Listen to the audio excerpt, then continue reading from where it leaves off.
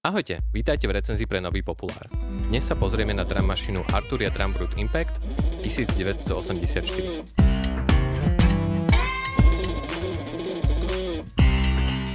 Je to prefarbená verzia originálnej Drum Brute Impact, ktorú sme recenzovali zo pár rokov dozadu a v tejto novej verzii vyšla iba nedávno. Pripomína také tie štýl 80 rokov, preto tu navôkol máme aj také zátišie s disketami a podobnými hračkami.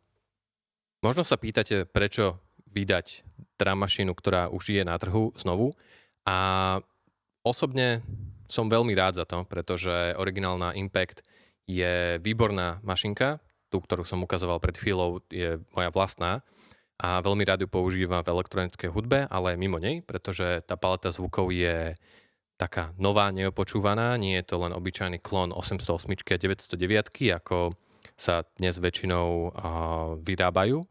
Je to taký nový set syntetizovaných zvukov, ktoré si vypočujeme. Oproti pôvodnej Drum Brute Impact je zmena iba vo vizuáli, zvuky a všetky funkcie sú absolútne rovnaké, takže v prípade, že vás zaujal zvuk, ale máte možno už doma podobnú Impact, alebo možno aj z druhej ruky si viete nejakú zohnať, tak je to úplne výborná investícia. A ak hľadáte novú, tak určite odporúčam v tomto krásnom prevedení. Mne sa celkom páči a veľmi dobre sedí aj farebne s Polybrutom alebo Astrolabom alebo ostatnými syntiakmi. Už len dúfam, aby Arturia vydala aj svoje mini Bruty a mini Freaky v takýchto farbách. A vlastne Freaky aj vydala. Poďme si rýchlo prejsť zvuky a neskôr si ukážeme aj nejaké ukážky aj s inými nástrojmi, ako sedí v kontexte hudby. Začneme prvým nástrojom, je to klasický kick drum a od neho záleží, ako veľmi budete pumpovať to techenko, ktoré z tohto pôjde.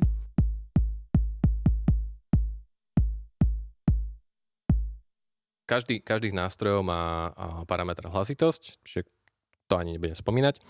A konkrétne kick drum môžete ladiť či už dĺžku, až takých dlhých burácajúcich kopákov a taktiež výšku.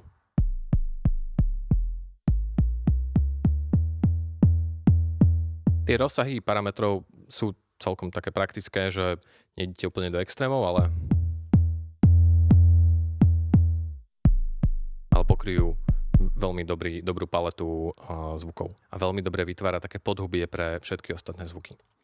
Každý z nástrojov má taktiež tzv. Color parameter, ktorým vieme zapnúť takto, ktorý akoby trošku zmení ten zvuk. V prípade kick drumu je to akoby také jemné skreslenie.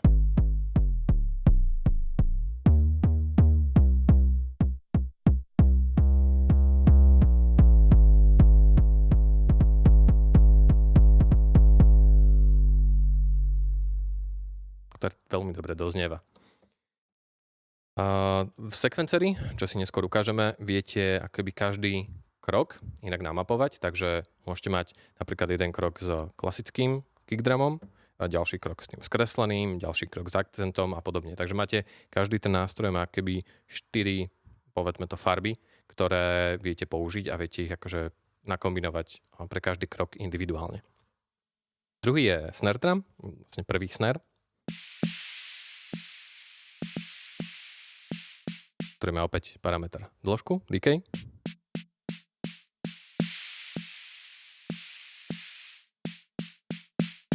A druhý je akoby miešanie šumu a toho tónu tej hlavy.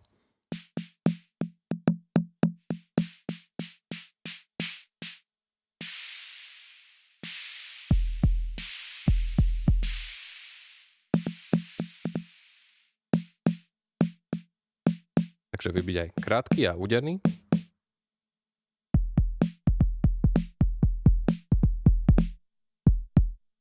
Ale vie byť aj dlhý, až taký príjem ambientný.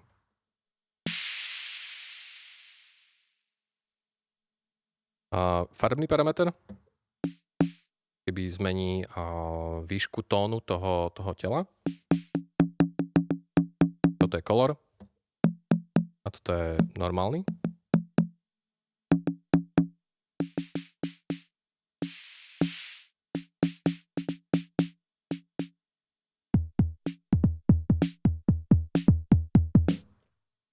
Potom tu máme ďalší sner, ktorý je skôr taký temnejší.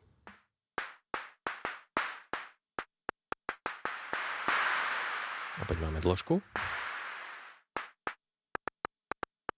Tento ide až úplne do krátkeho kliku.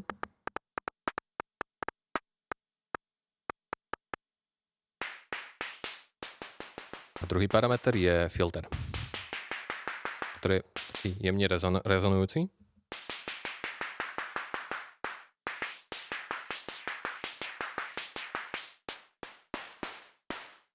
Ale aj v tom najotvorenejšom nastavení. Mi príde taký tlmenejší než ten prvý sner. Ten prvý sner je taký veľmi úderný, až niekedy až tak reže uši. A druhý je taký utlmenejší.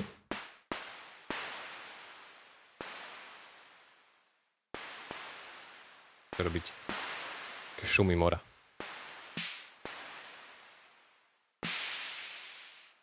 No, farebný parameter je, keby strojí tú obálku na začiatku, takže z toho začne vznikať niečo ako klep v klasických drum mašinách.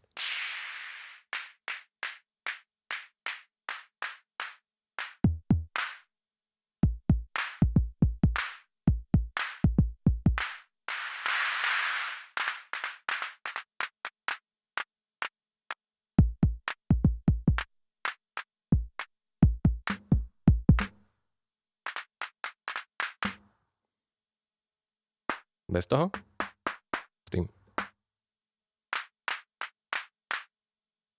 Čiže máme tu kopák, prvý rytmičák a druhý rytmičák, ktorý taktiež môže byť klep. A ďalej tu máme tomtomy, ktoré majú iba jeden parameter a to je pitch, akoby výška.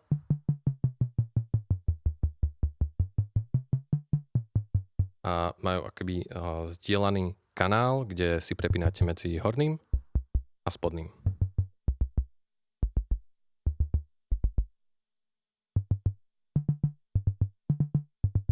A ten pitch akoby ovláda obidva naraz, takže oni sú akoby nejako naladené a vy akoby posúvate obidva, či už dole alebo hore.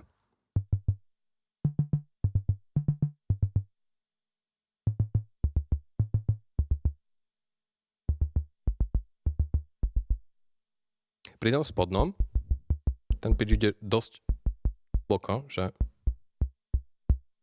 viete to použiť trochu aj ako kick.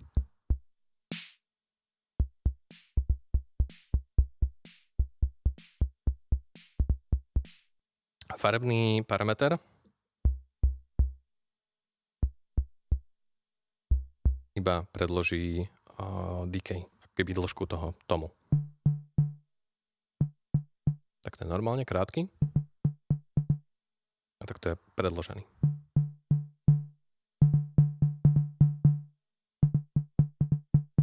Ďalej tu máme cymbal a cowbell. Cymbal má akoby dĺžku, decay.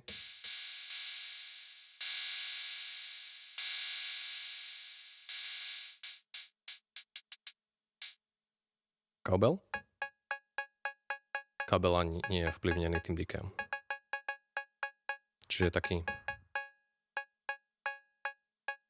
Zabudol som ešte spomnúť, že pady reagujú aj na velocity, akoby hlasitosť, ale neovplyvňujú priamo zvuk. Skôr majú akoby istú úroveň, ktorú si viete nastaviť v softveri, kedy jemné údery keby hrajú klasický zvuk a keď trošku silnejšie udriete, tak tedy akoby sa spraví akcent a ten akcent je trošku rôzny. Väčšinou trošku predloží ten zvuk. To je to celkom fajn počuť. No a farebný parameter ovplyvňuje tiež len ten cymbal.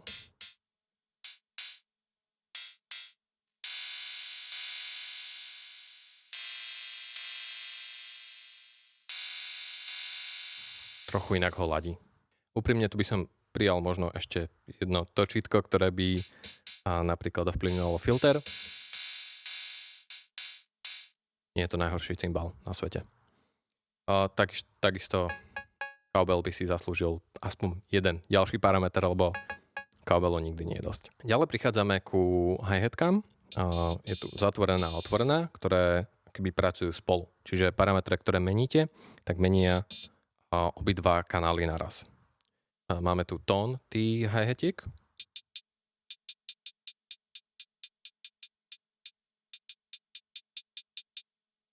A máme tu dĺžku, ktorá ovplyvňuje iba otvorenú hi-hatku.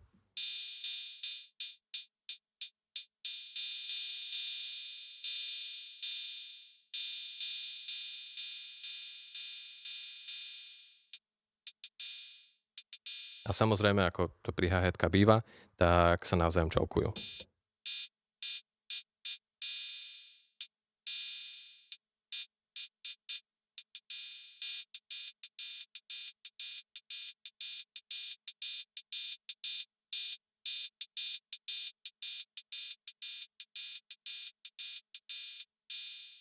Páči sa mi ten rozsah toho tónu, pretože v tých nižších polohách je akoby taký viacej ostrejší, agresívnejší.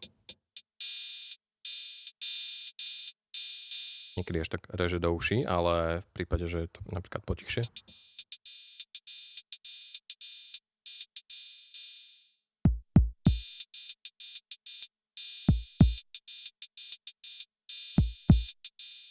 A dá sa to pekne upratať do kompozície. A pri tých vyšších zase, pri tom vyššom tóne, také akoby ukludnenejšie, také viacej zatvorenejšie by som povedal.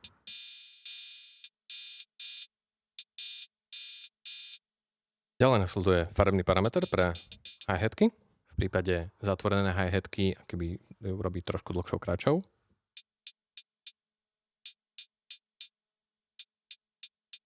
A v prípade otvorenej trochu mení akoby štýl.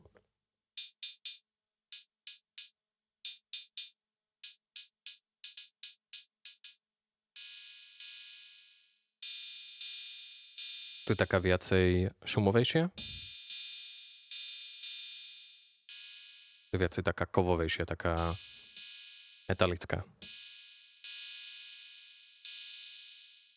Posledný FM drum, ktorý má najviac parametrov a viete ho rôzne tvarovať a použiť ho napríklad na miesto niektorého z nástrojov alebo tak na doplnenie celého toho zvuku. A prejdeme si všetky parametre, ale tým, že ich viacej, tak naozaj si tam viete vytočiť všeličo možné.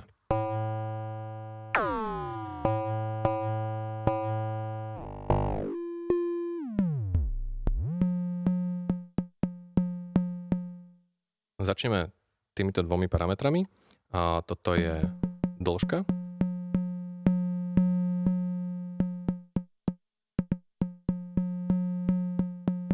A toto je výška tónu.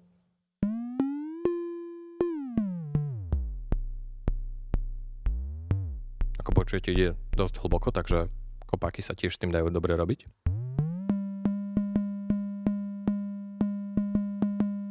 To je keby hlavný tón, hlavný oscilátor. A potom tu máme druhý oscilátor, ktorým modulujeme ten prvý klasickou FM syntézou.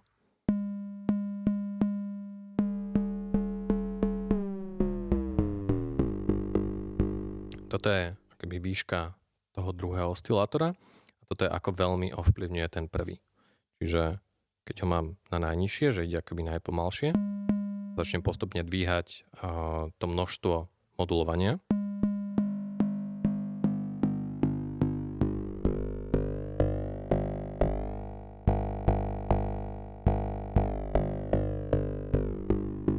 Počujete, že je to také akoby roztrasené, že ešte akoby počuť tú frekvenciu toho druhého. Keď ho začnem zvyšovať.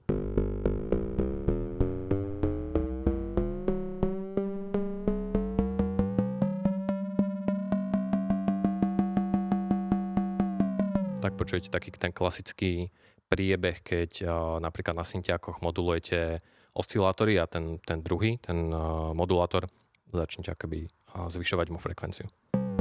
A dajú sa to, akože medzi tým, ako to prebiehame, dajú sa nájsť veľa takých pekných sweet spotov, takých fajn miest, kde to dobre spolu harmonizuje a dobre to spolu rezonuje.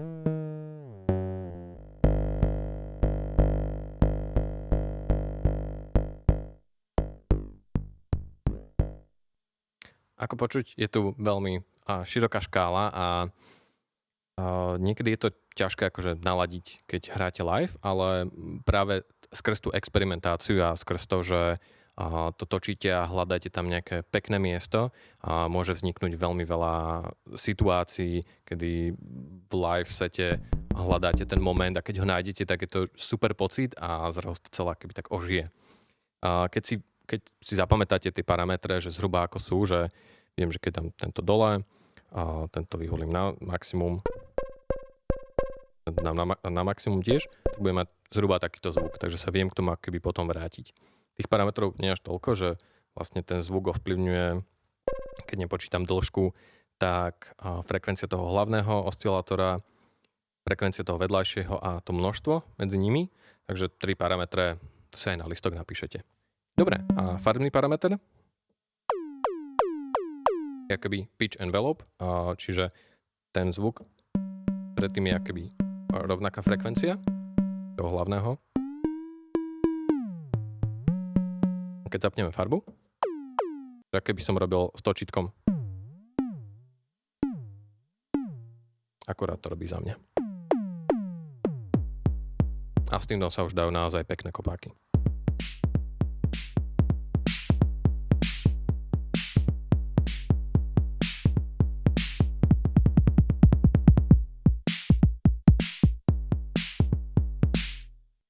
Zatiaľ, čo originálny Drumbrut, ten pôvodný, ktorý bol viacej ladený ako Roland CR78, taký mal viacej krehkejší a ostrejší zvuk.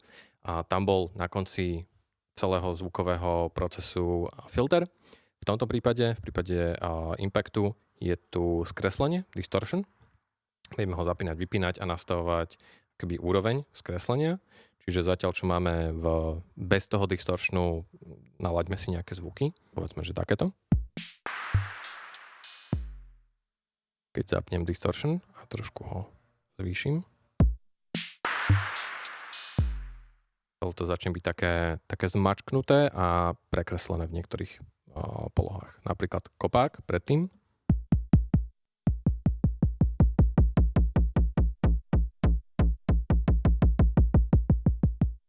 Napríklad tomto mi veľmi dobre skresluje.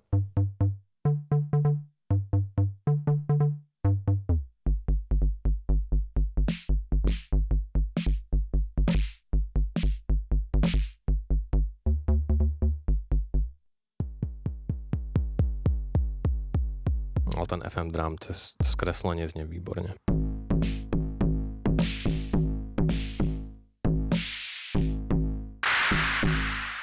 Ako počuť, Drumbrut Impact má veľa rôznorodých zvukov. Všetko sú to analogovo vytvárané zvuky, ktoré majú aj svoje výhody, aj svoje nevýhody.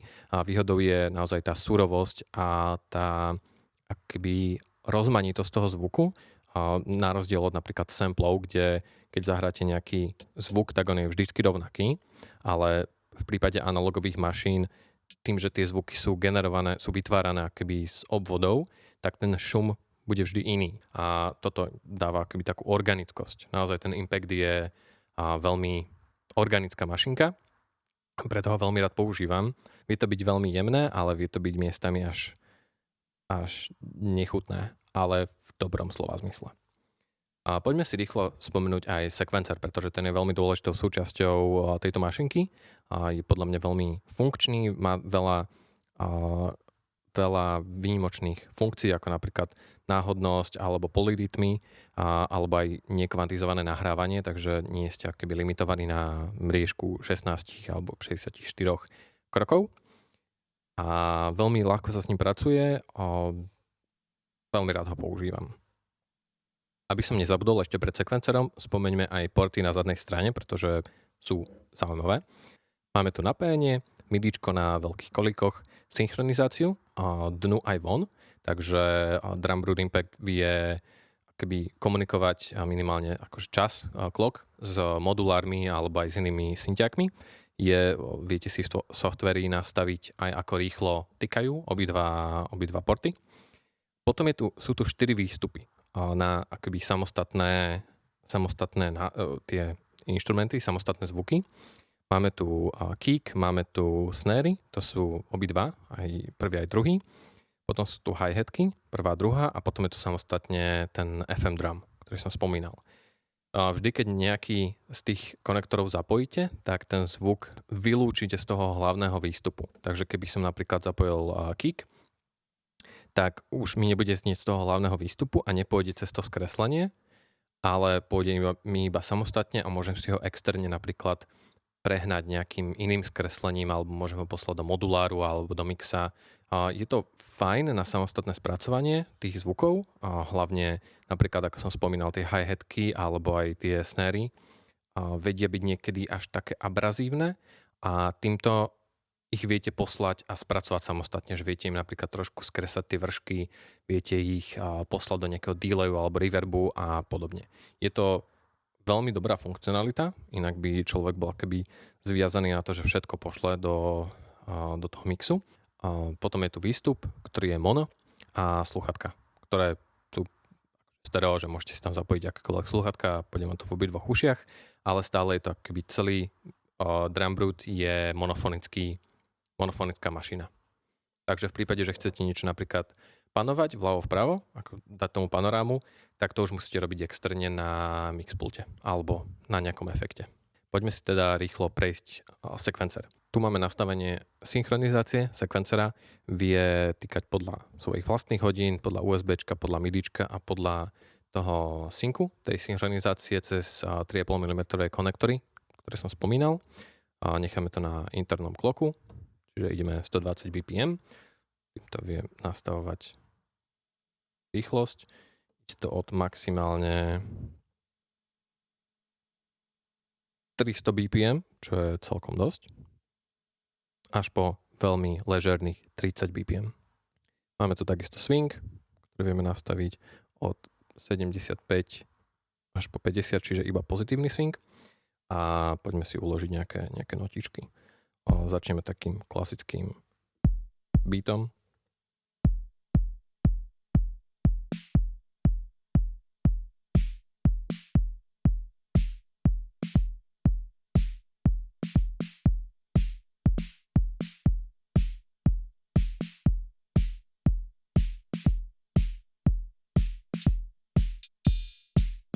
Hi-hatky si môžeme nahrať cez record.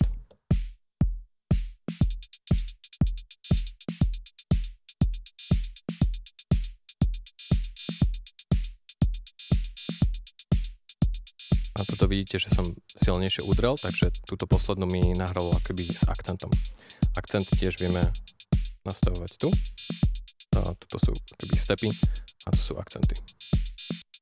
A je to veľmi také jemné, ale počuť akoby hlavne tie hi-hatky akoby tak lepšie pulzovali, než keby to bolo veľmi statické a rovnakou hlasitosťou.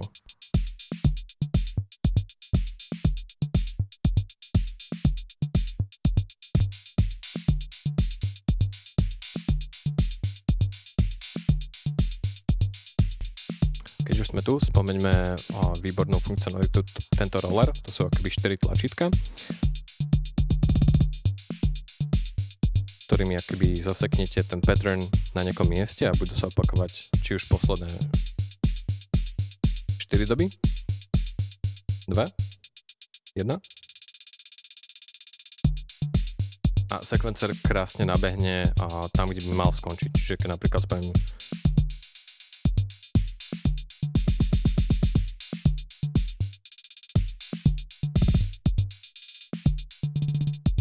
Ukážeme si ešte to skreslenie.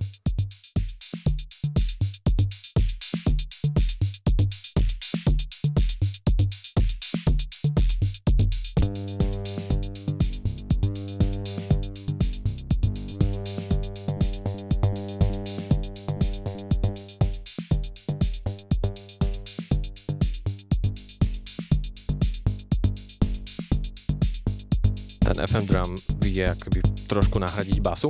A síce neviete na tom akoby hrať chromaticky noty, ani nedá sa to vládať cez MIDI, ale v prípade, že máte taký jednoduchší setup, tak veľmi dobre sa s tým ladí, dobre sa s tým hrá. Je to taká experimentálnosť, ale môže to naozaj priniesť veľmi zaujímavé zvuky. To je veľmi jednoduchý rytmus, kde obidva kanály, aj tento majú 16 krokov. A polyrytmy, akoby polyrytmus, samostatná dĺžka každého toho tracku, podržíme shift a zapneme toto posledné tlačítko, 16. A teraz skres last step, keď mám napríklad vybratý ten snare, podržím, tak vidím, že tento track, tento snare má 16 krokov. Ja to napríklad môžem skrátiť na 8, tým pádom sa vlastne nič nezmenilo, alebo aj na 7. Čiže tento snare akoby ide len 7 krokov. Ale ten kopák je všetkých 16. Takže sa mi akoby ten snare začne tak krásne fázovať okolo toho. Môžem napríklad si vybrať hi-hatky.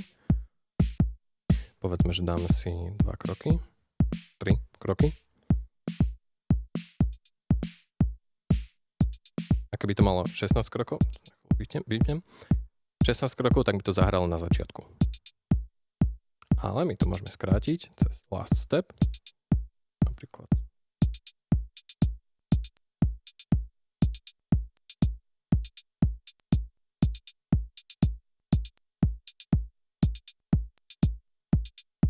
Vymazať aj túto open hi-hatku, pretože mi to trošku sekala. Vidíme, že máme akoby 6 krokov, z nich len 3 hrajú. Môžeme to napríklad skrátiť na ešte menej.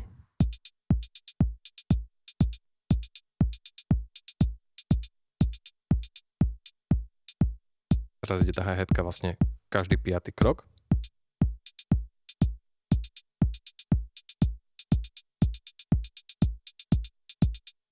A týmto dostávame akoby patterns, alebo týmto dostávame melódie, ktoré by sme veľmi dlho by trvalo naprogramovať ich a pritom je to veľmi jednoduché, že len akoby skrátim ten track na menej krokov.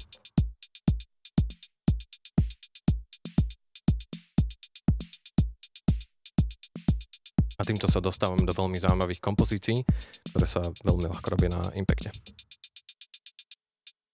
Máme napríklad túto hi-hatku, ktorá píka v pravidelných intervaloch a je tu taká akoby randomness, akoby náhodnosť.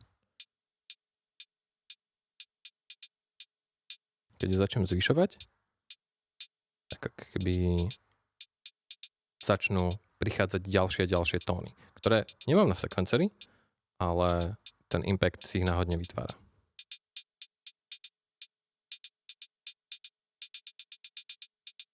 Pripravil som si tu pattern, kde vlastne používam všetky 4 zvuky. Prvé 4 sú klasický zvuk, potom je s akcentom, trošku dlhší, potom je farebný, klasický a potom je farebný s akcentom. A budete počuť ten rozdiel.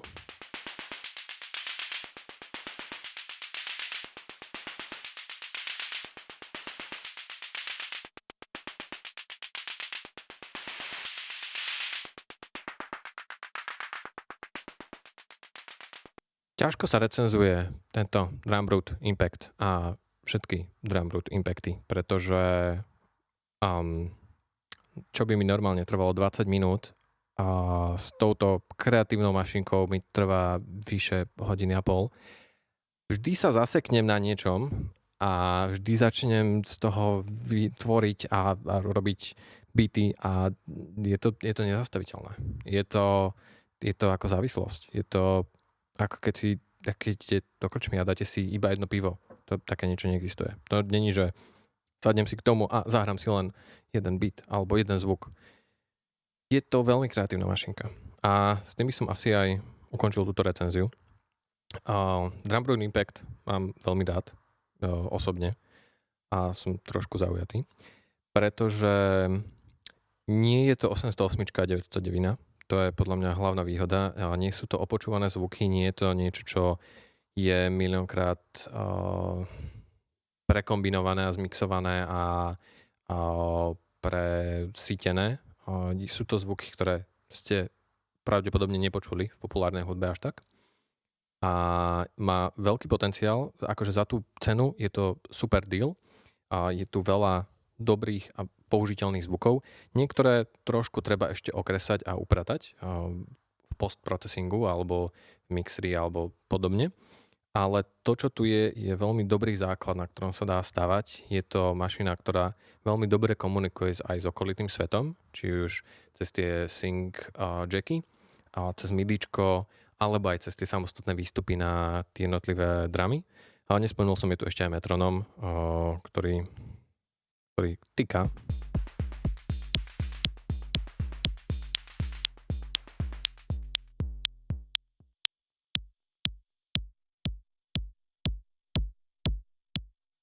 V najhoršom prípade aj toto viete použiť ako ďalší zvuk.